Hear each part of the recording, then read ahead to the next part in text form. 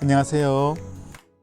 에덴스 한인 장로교회 성도 여러분, 모두 평안하신가요? 평안과 감사가 우리 안에 늘 풍성하기를 간절히 소망합니다. 오늘 아침에 보니까 우리 교회 앞에 있는 감나무에 감들이 제법 노랗게 변했더라고요. 처음에는 파릇파릇했던 열매였는데 어느새였는지 이렇게 노랗게 익어가는 것을 보면서 우리의 믿음도 그러했으면 좋겠다, 그런 생각이 들었습니다. 이 가을에 여러분들의 삶에도 하나님께서 원하시는 좋은 열매들이 많이 드러나는 그런 계절이 될 수 있기를 간절히 소망합니다. 오늘 10월 7일인데요 10월 7일에 해당하는 우리 시편 말씀을 가지고 읽고 함께 기도하는 Praying the Bible, 오늘 시편 37편 말씀을 함께 나누길 소망합니다. 먼저 잠시 기도하고 말씀을 읽겠습니다.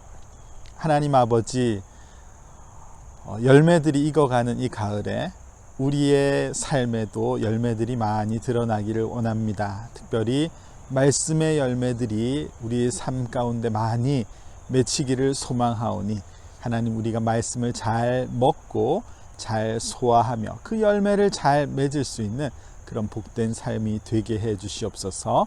오늘도 이 시편 말씀을 통해서 하나님 나에게 주시는 교훈을 잘 깨달을 수 있는 복된 시간이 되기를 소망하며 예수님의 이름으로 기도드립니다. 아멘. 오늘 시편 37편인데 1절부터 오늘은 9절까지만 함께 읽겠습니다. 악을 행하는 자들 때문에 불평하지 말며 불의를 행하는 자들을 시기하지 말지어다.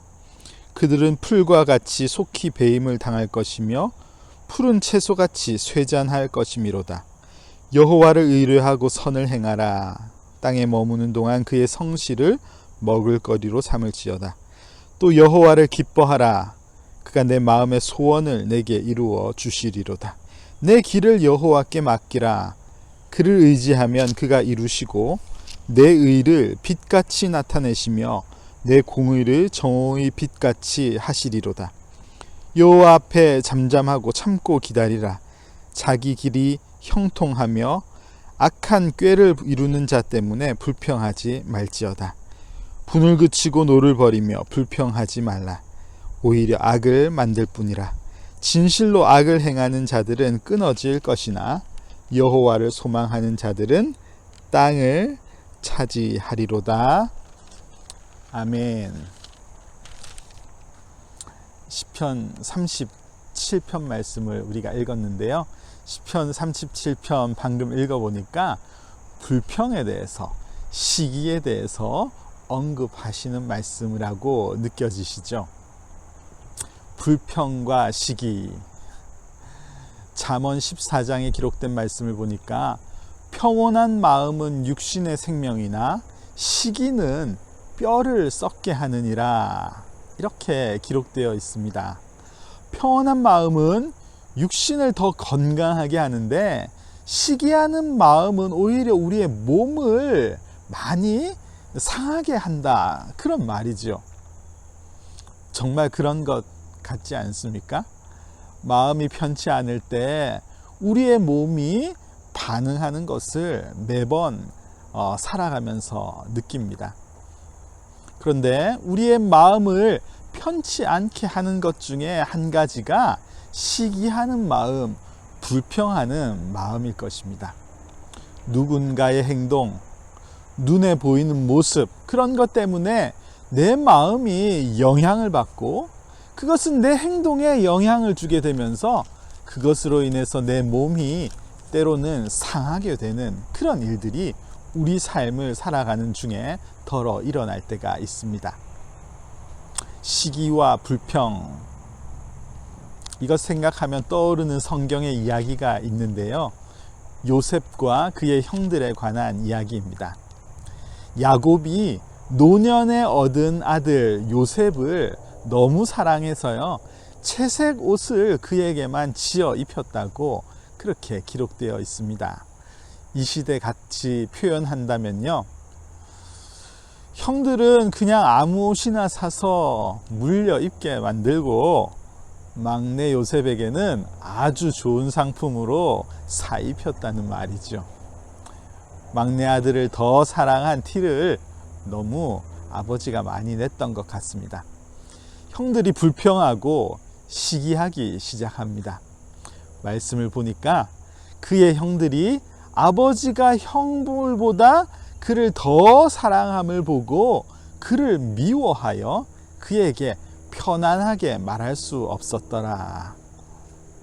얼마나 불편했는지 형들이 동생한테도 말하기가 싫었던 것 같습니다. 불평과 시기는요, 결국 미워하는 마음을 낳게 되고, 이것은 마음으로 범죄할 뿐만 아니라 행동으로 범죄하게 만드는 것이 인생입니다. 요셉의 형들이 요셉을 어떻게 했습니까? 구덩이를 파고요, 그를 동생을 던져버렸습니다. 얼마나 꼴도 보기 싫은지 동생을 그냥 버려버렸다는 말이에요. 나중에 그래도 저렇게 두면은 정말 죽을지도 모른다는 생각 때문이었는지 지나가는 애굽 상인들에게 요셉을 팔지요. 뭐 별일 아니었던 것 같은데 사람에게 불평과 시기심이 들어오기 시작하니까 생각지 못한 무서운 행동을 하게 된 것을 볼 수 있습니다. 시기하는 마음은 사람을 죄짓게 만들고요, 내 마음을 병들게 합니다. 여러분, 오늘 시편 37편에서 악을 행하는 자들 때문에 불평하지 말고 불의를 행하는 자들을 시기하지 말라고 그렇게 말씀하고 있습니다. 성경은 그들이 설사 악을 행하고 불의를 행하는 자들이라 할지라도 그들에 대해서 불평하고 시기하지 말아라, 그렇게 가르치고 있습니다. 시편 37편에서 그 이유를 설명하고 있는데, 그 이유는 두 가지라고 말할 수 있겠습니다. 하나는 하나님께서 그 악에 관해서 다스리실 것이기 때문에 그렇습니다. 또 한 가지는요, 오히려 그것이 또 다른 악을 만들 뿐이기 때문에 그렇습니다.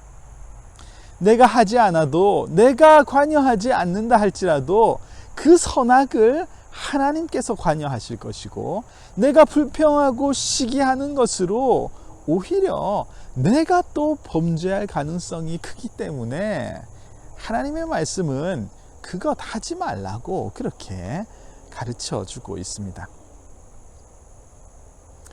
여러분, 마태복음 13장 말씀을 보면 예수님께서 하신 비유 중에 이런 비유가 있습니다. 종들이요, 주인을 찾아와서, 아니 주인님, 좋은 씨를 뿌려 놓았는데 그 밭에서 자꾸 가라지가 나고 있습니다, 이렇게 상황을 보고하거든요. 주인이 가서 살펴보고는 이렇게 말합니다. 원수가 이렇게 하였구나, 이건 원수가 한 일이야, 이렇게 대답했습니다. 종들이 얼마나 화가 났겠습니까? 악한 자들이 그렇게 와서 했으니 화를 안 낼 수가 있겠습니까? 불평과 시기하는 마음이 왜 안 생기겠습니까? 실컷 잘 키워놓은 그 밭에 원수들이 와서 잡초씨를 뿌려 놓았으니 불평과 시기의 마음이 일어나는 것이 마땅하죠. 종들이 주인에게 우리가 가서 이것을 뽑기를 원하시나이까 질문합니다. 불의한 것에 가만히 있을 수 없다는 것이죠. 그런데 주인께서 뭐라고 말씀하십니까? 가만두라. 당장 뽑아. 그리고 당장 가라지를 뿌린 원수를 찾아가서 손해배상을 청구해라. 아니면 너희도 똑같이 대갚아줘라. 그렇게 하지 않으시고요. 가만둬라. 가만히 둬라. 그냥 내버려 둬라. 이렇게 말씀하십니다. 그리고 이어서 뭐라고 말씀하시냐면 가라지를 뽑다가 곡식까지 뽑을까 염려하노라. 둘 다 추수할 때까지 함께 자라게 두어라. 추수 때에 내가 추수꾼들에게 말하기를 가라지는 먼저 두어 불사르게 단으로 두고 곡식은 내 곡간에 넣을 것이다. 주인이 다 생각하고 있는 것입니다. 괜히 가라지를 뽑으려 하다가 알곡까지 상하면 안 되니까 그냥 둬라. 그냥 둬라. 주인은 지금 알곡이 상할까를 염려하시는 거예요. 주인의 관심은 거기에 있으신 것입니다. 여러분, 제일 먼저 읽었던 잠언 말씀에 평온한 마음은 육신의 생명이나 시기는 뼈를 썩게 하느니라. 불평과 시기로 하나님이 자녀가 마음과 몸을 상하게 하지 않을까 걱정하시는 하나님의 마음입니다. 그리고 무엇보다도 이 모든 상황을 하나님이 다 알고 계시니 그 일에 관해서는 내가 일할 것이다 약속하시는 것이죠. 그래서 어쩌면 이 땅을 살아가는 상황 속에서 우리는 불의한 일, 속상한 일들을 계속 경험하게 될 수도 있는 것입니다. 그런데 자꾸 우리 눈에 보이는 그런 것들이 있지 않습니까? 뭐 우리가 불평하고 싶어서 하나요? 우리가 뭐 시기하고 싶어서 합니까? 눈에 보이고 거슬리고 그렇지 않습니까? 그거 어떻게 해야 되죠? 그래서 오늘 시편 37편에서는요 우리에게 중요한 지혜를 가르쳐 주시는데요, 하나님은 그런 우리의 마음을 한 곳에 집중하시기를 원하시는 것 같아요. 오늘 말씀을 보니까 여호와를 의뢰하라, 여호와를 기뻐하라, 여호와께 맡기라, 여호와 앞에 잠잠하고 기다리라, 이렇게 말씀하고 있습니다. 여기에 방법이 다 있는 거예요. 불평할 만한 세상에 우리의 눈과 귀를 더 크게 열고 있지 말고 우리 하나님을 향해서 눈과 귀를 더 크게 여시기를 바랍니다. 하나님의 백성들은 하나님 앞에 사는 자들이에요. 세상 앞에 사는 자들이 아닙니다. 전쟁은 하나님이 행하실 것이고 심판도 우리 하나님이 하실 것입니다. 하나님의 백성들은 하나님을 의뢰하고 그분으로 인해서 기뻐하는 삶을 살면서 혹 내 삶 속에 생기는 여러 가지 일들에 관해서 그저 하나님께 맡길 줄 알고 잠잠히 하나님의 일하심을 기다리며 그렇게 살면 된다는 삶의 지혜를 오늘 시편 말씀이 우리에게 알려주시고 있습니다. 여러분, 여러분의 관심이 어디에 있으신가요? 내 마음을 분노케 하는, 내 마음을 염려케 하는 일들은 여러분 세상 어디를 가든지 존재하고 있고요, 세상을 사는 동안 언제든지 내 곁에 항상 머물고 있습니다. 불평과 시기할 만한 것이 없는 곳은 천국뿐일 것입니다. 그래서 이 말씀이 오늘 우리를 권면하시는 거예요. 내 관심을 더 하나님께 쏟아야지 되겠습니다. 어느 찬송가의 고백처럼 세상과 나는 간 곳 없고 구속한 주만 보이도다. 세상과 나는 보이지 않고 그저 나를 구속하신 우리 주님만 내 눈에 보이는 삶, 그렇게 살아갈 때에 내 마음에 있었던 불평과 시기는 어느새 보이지 않을 것이고 오히려 감사와 기쁨, 하나님께서 내리시는 평강이 우리 안에 넘치실 것이라고 믿습니다. 여러분, 남은 한 주간의 삶에서도 하나님께 여러분의 관심을 집중하는 그런 날들이 되시기를 간절히 소망합니다. 여러분, 우리만 집중하면 됩니다.